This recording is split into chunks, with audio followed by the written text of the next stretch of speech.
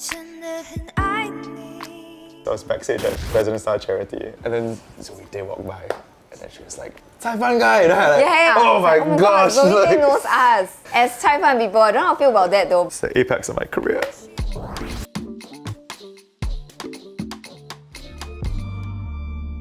I think caifan got big because it really blew up on WhatsApp. Because man, the boomers went crazy with it. Yeah, I do think the uncles and aunties were really lapping it up. The part about it that makes it funny, like, it's a song that's very rich in the Singaporean experience. If you've lived here and you've been to a coffee shop, you've definitely ordered caifan, and the emotion you feel when ordering is so specific that when we talk about it so seriously, it becomes funny. I think we just thought that that was something unique we could offer because we haven't seen a lot of like people in the country do like music and comedy at the same time, and we both had our own experiences doing that. And I think the chance to take yourself not seriously in an industry where it's very serious music, it's just the funnest thing for me. I would write jingles and stuff, so quite a few of them have quite a bit of success. If it's no emergency and there's no danger to your life, call 1-777-995. But if you don't need an ambulance, you're just not feeling right, just call up your clinic, not 995. I think Venn diagramming is always very fun because you think about it, a lot of the Singapore media scene is in silos, and I think it's fun when you try to just like merge things mash together. these circles together. I'd almost never heard of a musician who is a comedian at the side. And so that felt like if it's a position that doesn't exist, then it's not possible. For the longest time, music was definitely something I wanted to pursue, but I also really enjoyed comedy. And I was just constantly at odds with the two sides of myself. So at the beginning, I was trying to just live separate lives. But I truly did fall in love with film, and I just continued writing music as well, and so these two paths just continued on in my life. But the music one was a little more as a hobby.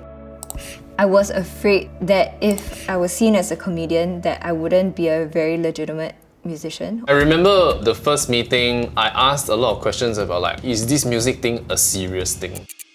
I was aware of Annette as like an entertainer, a content creator. And when I realized that, whoa, okay, so actually Annette is really this like very multifaceted artist where music is a big part of who she is.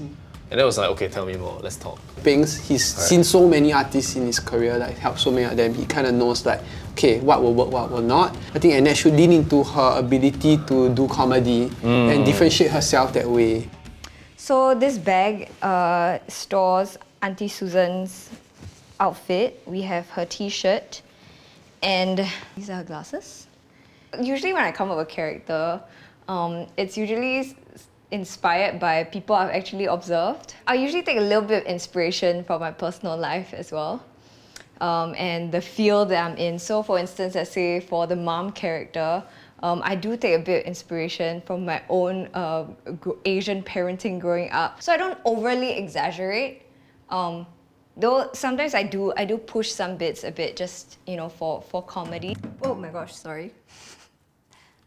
Okay, let me just do it. Auntie, I love your Hokkien accent. Can say my name for me? Lion, Sarah, Joshua. Usually the things that go viral is either very funny or make people very angry. If you go on YouTube, a lot of the Singaporean YouTubers generally create a lot of this kind of content. It's like, things that only Singaporean kids will understand. Even earlier back, there would be like a lot of comedians like your Hossan Leong, Gurmit Singh, Under One Roof, and all these like series that are very beloved by Singaporeans because in a way people see themselves in that content. Right? I guess it's like the Gurmit Singh last time had the Survivor rap. SARS is the oh my I gosh. just want the Wow, minus. I mean, you still remember it today, right? Like, use your brain, that kind of thing. Yeah. I guess social media today like serves two functions. The first one is entertainment. which TikTok does very well because all you do is just entertainment and get entertained. The second one is connect with people that you love. So they share it with their friend, let's say survivor, hey, you know, like in some sense, like I share with you to tell you I care about you, I'm thinking about you and I'm listening to this survivor rap. Or like caifan, you know, like, hey, I think this is like us. This reminds me of our lunchtime. And so these viral things in this world today like hit these two needs. That's why you can achieve like total virality. I think that's probably what like I would say about that. Come boy, give me your hand.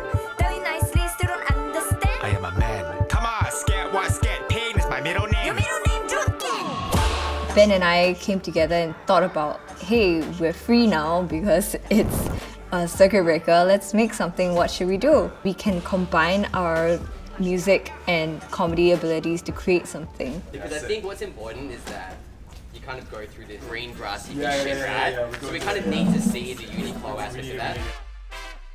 If we were to sort of have a name for what is our own, I would say it's making like serious music about something that's kind of silly. Are you okay? You're about to faint. You want to sit under a tree? I don't need your shade. You need to lose a layer, that's for sure. Hey, listen up the rap. This is how couture. Cut. Sorry, When Peng Si and I first sat there, I said, hey, we need to leverage the comedy into something that is relatable to your local audience. What can you give to your local audience that Billie Eilish cannot give? Billie Eilish cannot write a caifan song, right? So you confirm if you have a caifan song, you already, not say you will confirm be successful, but you have a possible like higher chance. Yeah, I mean, like every artist, you're trying to figure out what your USP is. So I think for Annette, being relatable was always like a core part of the artist's DNA, so to speak. A big part of comedy is relatability, and that's what makes a lot of comics successful. And I would say like Annette just brought in that sort of like method of thinking into her music.